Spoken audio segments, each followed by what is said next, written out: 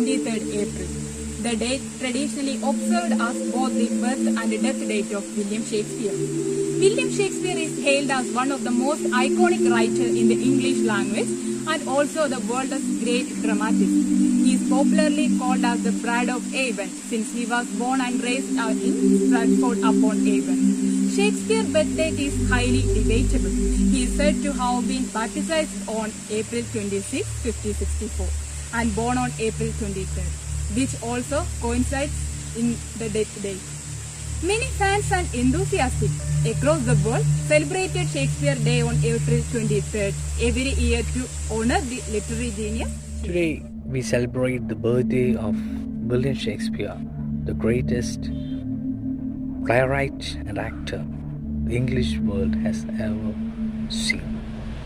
His life can be broadly divided into two phases. The first phase at Stratford, where he was born, and he had his early schooling, his life, and also where he married Anna Hathaway, and with whom he had 3 children, Susan, Hamnet, and Judith.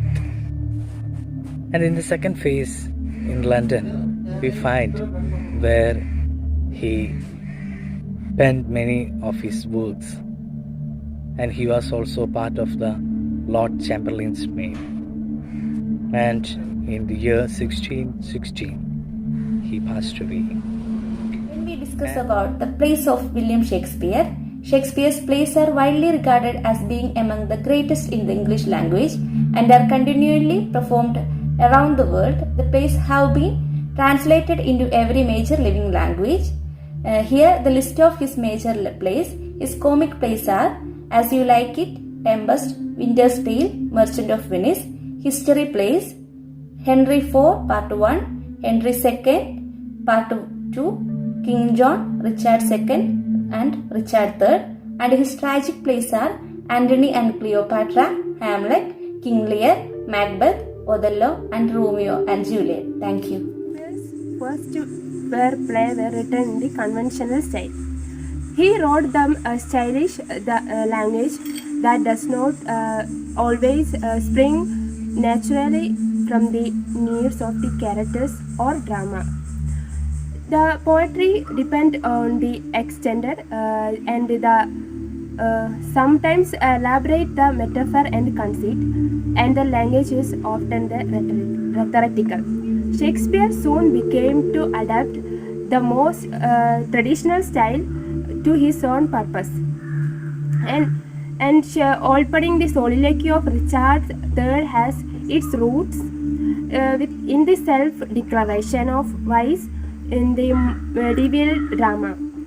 Shakespeare combined two throughout his career with Romeo and Juliet, perhaps the most example of the mixing of style. By the time of 1915, by the time of Romeo and Juliet, Richard II, Midnight Summer Dreams, Shakespeare had become writing more natural poetry.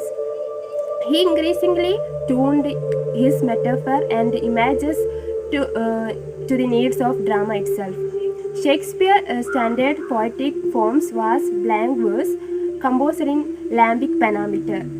His verse was usually unrhymed and consisted of often 10-syllable a line, spoken with stressed syllable every second syllable. Once Shakespeare mastered the traditional blank verse, he became interrupted and varied its flow. These techniques releases the new power and flexibility of the poetry of in plays such as Julius Caesar and Hamlet. After the Hamlet, Shakespeare varied his own poetic style in the more emotional passage of the late tragedies.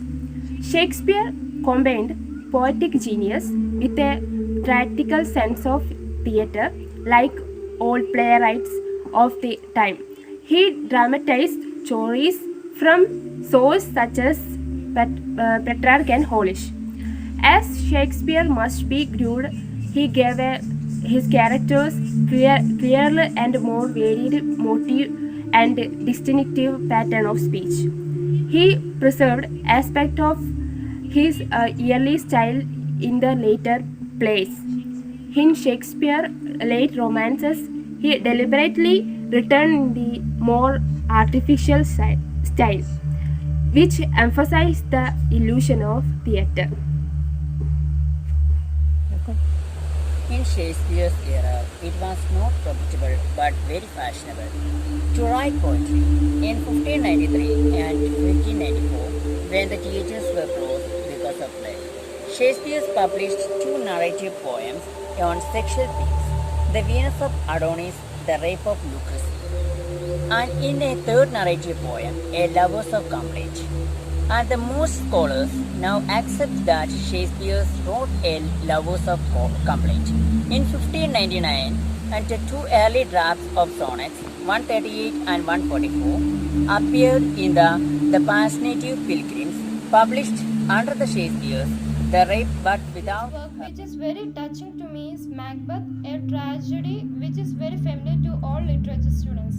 The work Macbeth by Shakespeare begins with the brief appearance of a trio of witches and then moves to a military camp where the Scottish king Duncan hears the news that his generals Macbeth and Bango have defeated two separate invading armies, one from Ireland led by the rebel MacDonald and one from Norway following their pitched battle with these enemy forces.